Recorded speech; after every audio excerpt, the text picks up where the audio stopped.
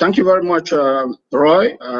There we go. I'm humbled and thankful to the organizers transport event for inviting me to this webinar. We'll start with the challenges our ports are facing. The inadequate port and intermodal transport infrastructures. Rosita was supposed to present, let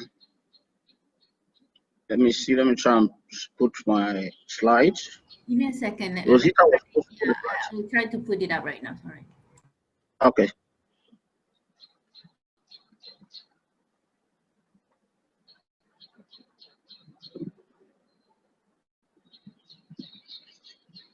Okay.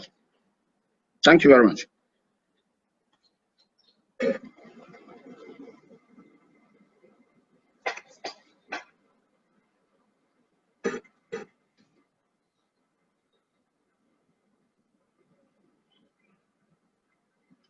Okay.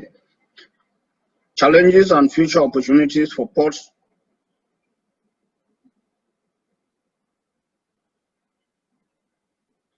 Are we there, Rosita?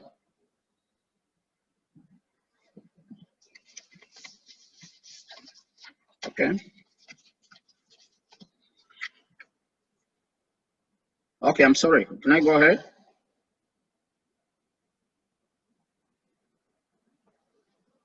Do you Okay. want the first one, or can I go to the next one now? Just let me know. Let's go to the next one. Okay.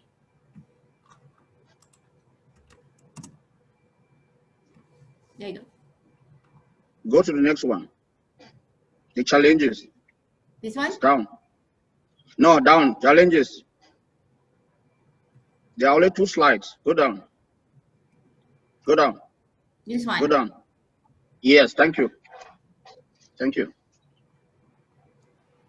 The challenges and future opportunities for ports in West Africa depends on the nation, the location of the port, and the policy objectives of the nation in question.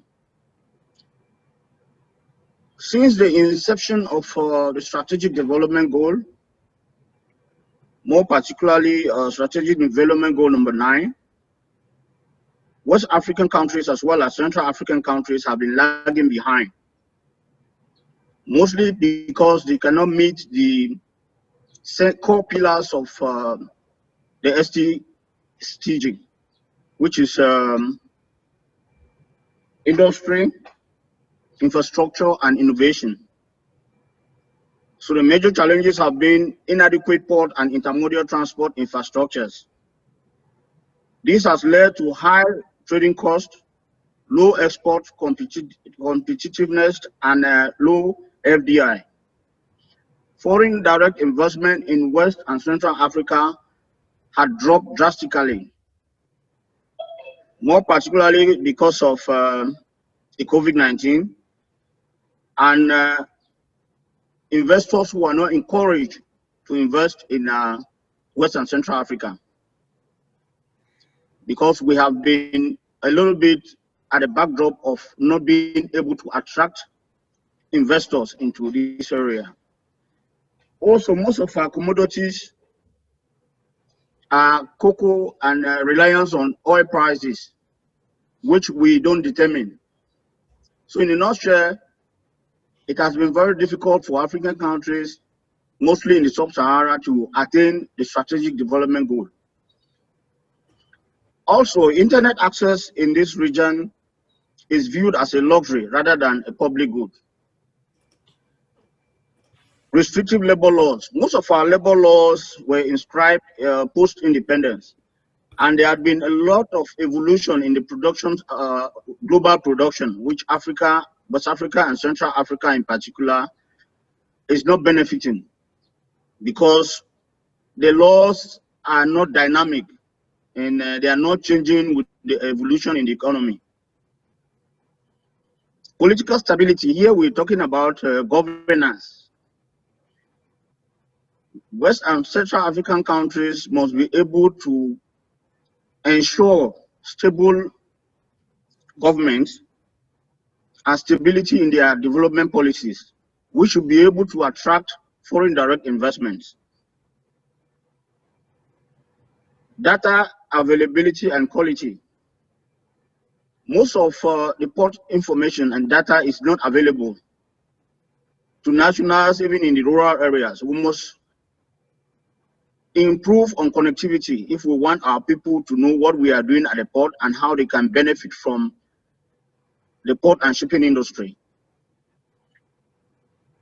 National and regional trade rules are not respected. Hence, agreements are made today, and tomorrow one country or the other doesn't respect. So there is a lot of difficulty in enforcing trade rules. The next one.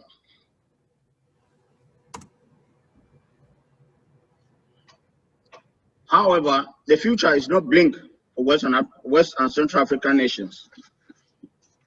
There are opportunities if only there will be political will from those in charge of governance, that they can reinforce strong regional economic operations to build regional value chain and to be able to benefit from the global value chain. Because as of now, Africa, West and Central Africa is not benefiting from the global value chain. It's only the developed countries.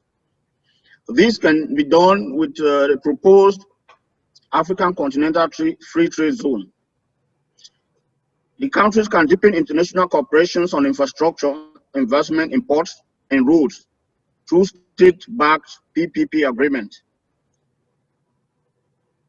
The gap between rural and urban cities in Western Africa country is so wide.